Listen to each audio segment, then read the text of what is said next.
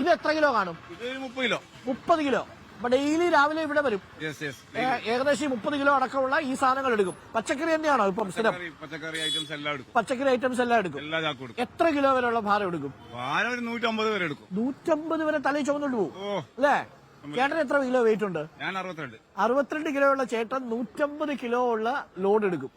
ജീവിതം ഇരട്ടി ഭാരം ആണ് അല്ലെ? അത് തലയിലേറ്റിയാണ് ജീവിക്കുന്നത്. അത് ചേട്ടൻ മാത്രം. ചേട്ടന്റെ പേര് അഫ്സൽ. ഈ ചേട്ടൻ മാത്രമല്ല, നമ്മൾ ഇന്നലെ കോഴിക്കോട് കണ്ട പോലെ, കണ്ണൂർ കണ്ട പോലെ ഒട്ടേറെ മനുഷ്യർ രാവിലെ എത്ര മണിക്ക് വരും?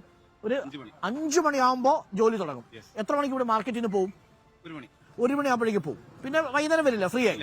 പിന്നെ വാർത്തയൊക്കെ കണ്ട് ഒന്ന് ഉറങ്ങി, ഒന്ന് റെസ്റ്റ് ഒക്കെ എടുത്ത് രാഷ്ട്രീയ നിരീക്ഷണമൊക്കെ ഒന്ന് നടത്തി അല്ലെ? ഒന്ന് ഉഷാറാക്കി. ഇന്ന് രാവിലെ പത്രം വായിച്ചില്ലല്ലോ? വായിച്ചില്ല അല്ലേ? അപ്പൊ എല്ലാ ദിവസവും രാവിലെ ചെവിയിലൊരു ഹെഡ്ഫോണൊക്കെ വെച്ച് ലോഡൊക്കെ എടുത്ത് നമ്മുടെ വാർത്തയൊക്കെ കേൾക്കണം. അപ്പൊ ഇന്നത്തെ വാർത്ത പ്രധാനമായിട്ടും പൂക്കോട് നിന്ന് വരുന്നൊരു വാർത്തയാണ്. അത് ഭയങ്കര നിർഭാഗ്യകരമായി പോയി അല്ലെ? കുഞ്ഞിന്റെ മരണം വളരെ നിർഭാഗ്യകരം. സിദ്ധാർത്ഥന്റെ അല്ലെ? ആ വാർത്ത ശ്രദ്ധിച്ചായിരുന്നോ? എന്താ അതിൽ സംഭവിച്ചതെന്നാ മനസ്സിൽ വിചാരിക്കുന്നത്? സംഭവിച്ചത് അവിടെ കുട്ടികൾ തമ്മിലുള്ള വിഷയങ്ങളാണെന്നാണ് പുറത്ത് പറയുന്നത്. പക്ഷെ അതിൽ കുറെ രാഷ്ട്രീയത്തിന്റെ കുറെ പകപോകലുകളുണ്ട്.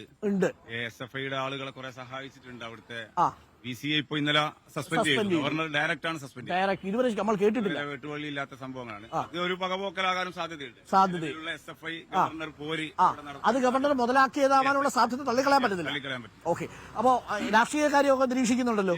അപ്പൊ കണ്ണൂരിൽ വന്നാൽ ഇവിടെയുള്ള എല്ലാ മനുഷ്യരും രാഷ്ട്രീയമായ കാര്യങ്ങളിൽ വലിയ കാഴ്ചപ്പാടുള്ള മനുഷ്യരാണ്. എന്താ സാധ്യത കണ്ണൂര്? കണ്ണൂരില് കോൺഗ്രസിന്റെ സ്ഥാനാർത്ഥി നിർണയം ഏറ്റവും വലിയ ഘടകമാണ്. ഇതുവരെയായിട്ട് പൂർത്തിയായിട്ടില്ല. ഞാൻ ഒരു നേരിട്ട് ചോദിക്കട്ടെ, ഇപ്പൊ കെ സുധാകരനാണ് മത്സരിക്കുന്നതെങ്കിൽ മത്സരം തീപാറുമോ? ഇനി കെ സുധാകരനല്ല ജയന്താണ് മത്സരിക്കുന്നതെങ്കിലോ? കുറച്ചു ബുദ്ധിമുട്ടാണ്. ഇനി അബ്ദുൾ റഷീദാണ് മത്സരിക്കുന്നതെങ്കിലോ? അതും ടൈറ്റ് ആകാൻ സാധ്യത. അത് ടൈറ്റ് ആവും എന്ന് പറഞ്ഞാൽ എം വി ജയരാജന്റെ പേര് ബാക്കിയുള്ള നേതാക്കൾക്കില്ല. 2 സംഘടനാ മികവും എം വി ജയരാജനോടൊപ്പം നിൽക്കും ആ അർത്ഥത്തിൽ.